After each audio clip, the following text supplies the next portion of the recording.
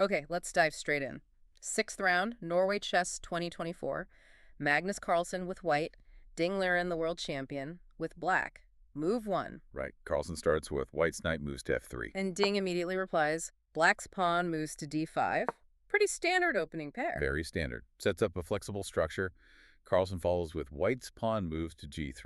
Fianchettoing the bishop, and Ding. Black's knight moves to f6.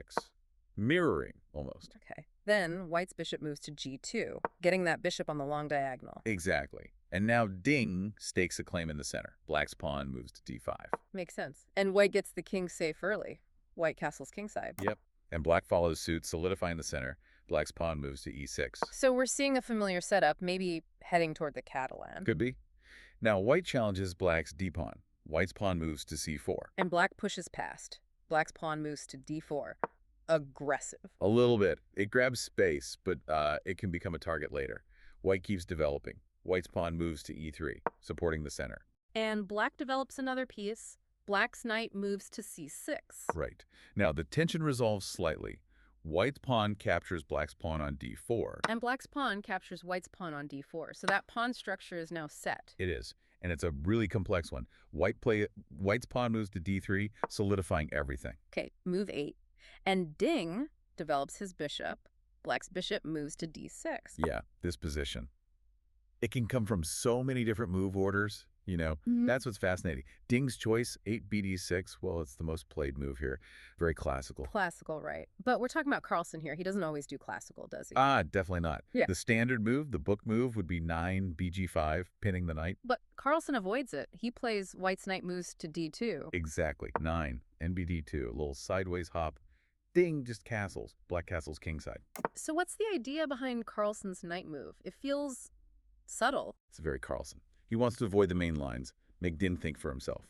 This knight can reroute, maybe e4, maybe support a kingside push later. It keeps options open, avoids theory. He's a creator, right? Not just following the database. Okay, makes sense. Creative tension. And the knight doesn't stay put for long. White's knight moves to g5. There it is. Heading towards the kingside. Ding anticipates. Black's bishop moves to e7. Getting ready to challenge that knight if it lands on e4. Precisely. But 10. NG5 is typical here. Grabs kingside space, prepares f4, or, well, prepares this next move. Which is? White's pawn moves to f4. Carlsen starting the kingside pawn storm. Okay, gloves are coming off. But Ding has his own plan. Black's rook moves to b8. Wait, is that usual? Actually, no. 11. RB8. That's a novelty. Ding's own creative stroke. A novelty from the world champion. What's the plan? He's signaling queenside counterplay. Wants to move the queen, then push the b-pawn, maybe attack c4. It's like, okay, Magnus, you attack on the king side, I'll attack on the queen side. Yeah. An asymmetric battle. Fascinating. Okay, so Carlsen develops his queen. White's queen moves to e2, connecting the rooks, supporting the center. Yep. And Ding follows his plan. Black's queen moves to c7, clearing the way for the b-pawn. And Carlsen. Wow, White's pawn moves to g4. He's just pushing hard on that king side. He really is. 13. g4. It screams aggression. Doesn't care about the queenside prep yet. Ding counters with black's pawn moves to b5, as planned. So, queenside versus kingside attack now fully engaged. How does white react to the b-pawn push? Practically. He secures his own queenside structure first. White's pawn moves to b3. Okay, solidifying. And black takes the bait. Black's pawn captures white's pawn on c4. Face the pawn, yeah. And white's pawn captures black's pawn on c4, recapturing. Now, Ding plays a nice little move. What's that? Black's rook moves to b6. 15. RB6. I like that. It looks quite useful. It is. It protects the knight on c6, which could have been loose, and it puts the rook on a really active square on the 6th rank. Good positional thinking from Ding. But now Carlsen centralizes. White's knight moves to e4, occupying that key outpost. This is a critical moment. That knight on e4 is a monster. Ding has to decide how to deal with it. He captures. Black's knight captures white's knight on e4. And Carlsen recaptures. White's knight captures black's knight on e4, knight for knight. Right. White still has that powerful knight on e4. And here comes what the analysis calls a clear positional error from Ding. Really? What does he play? Black's bishop moves to b7. 17, bb7. That looks like a normal developing move. Why is it an error? The sources mark it as dubious. Yeah, dubious $6. Because it's passive. It does absolutely nothing about white's kingside intentions, especially that f-pawn push Carlsen is lining up. Right.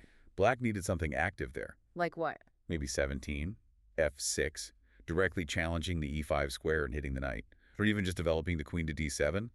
But b7, it just lets Carlsen continue his plan completely unhindered. It gives him the initiative on a silver platter. And Carlsen doesn't hesitate. Not for a second. White's pawn moves to f5, attacking the pawn on e6, opening lines. A very strong move, marked $1. Okay, the pressure is seriously mounting now. Ding has to react. Black's pawn captures White's pawn on f5. And White captures Black's pawn on f5. The position looks really dangerous for Black. How does Ding try to untangle? He centralizes his knight. Black's knight moves to e5, trying to block things. But Carlsen just keeps adding pressure. White's bishop moves to f4, hitting the knight. And Ding has to defend it. Black's pawn moves to f6, creating some weaknesses around the king, but maybe necessary. And things look uncomfortable. White's pieces are working together so well. What's next? Carlsen brings his last piece into the game. White's rook moves to e1, lining up on the e-file. And here, Ding makes another questionable decision. Another positional mistake, yes. Marked $6 again. He plays Black's bishop, captures White's knight on e4.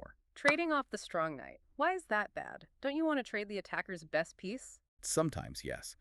But here, that light-squared bishop was crucial for Black.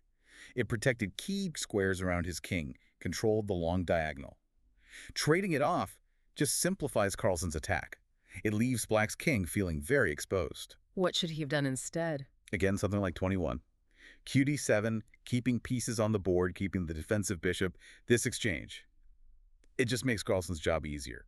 It turns a tough defense into, well, almost a losing one. So Carlsen recaptures with the bishop. Nope.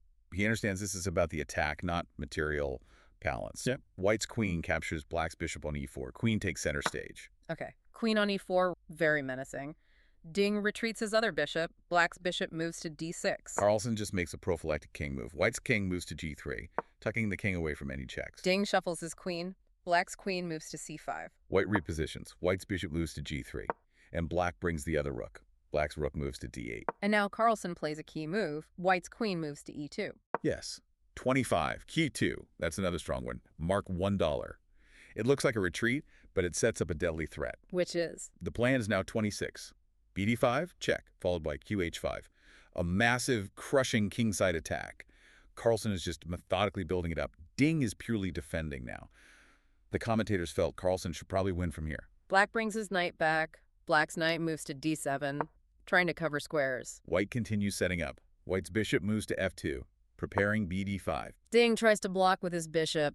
Black's bishop moves to e5. Carlsen executes the plan. White's bishop moves to d5, delivering check. The king has to move. Black's king moves to h8. Okay, Ding is hanging on by a thread. Carlsen swims the queen over. White's queen moves to h5, aiming directly at h7. This looks decisive, but wait, the analysis says 28. QH5 was actually a bit sloppy. And inaccuracy, $2. Yeah, surprisingly, for Carlsen standards, it's a slip. It actually gives Black some counterplay. The truly crushing move was 28, RG1. RG1. Because it threatens to swing the rook over to g4 or h4, and there's just no defense. It's total dominance. QH5 is strong, it looks decisive, but it allows one tricky defense.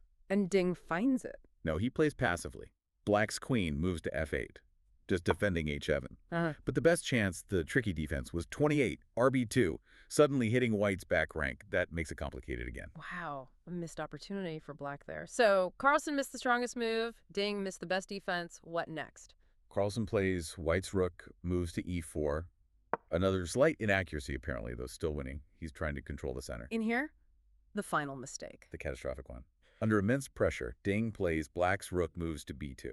29, RB2. But wasn't that the move he should have played last turn? Exactly. Last turn, RB2 created counterplay. This turn, after White played re4, RB2 is a blunder. A huge one. $4.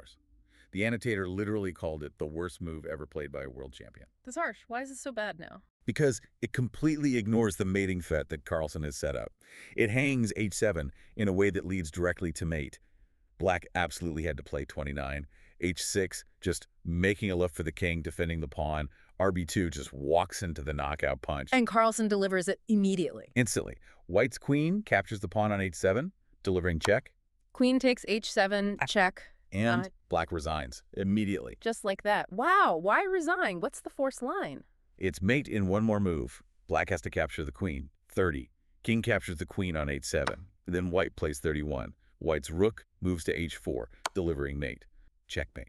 Game over. A really devastating finish. Started positionally, got super aggressive, and ended with a tactical thunderbolt after those positional slips. So here's something to think about, maybe the provocative thought for you listening. Carlsen basically bet that his kingside aggression, even while ignoring Ding's queenside plans for a while, would create enough pressure to break the world champion. He dictated the terms of the fight. How often, maybe in your own games or even other situations, do you let your opponent set the agenda instead of actively forcing them to react to the problems you create? That feels like a deep lesson from this game. A very powerful lesson indeed.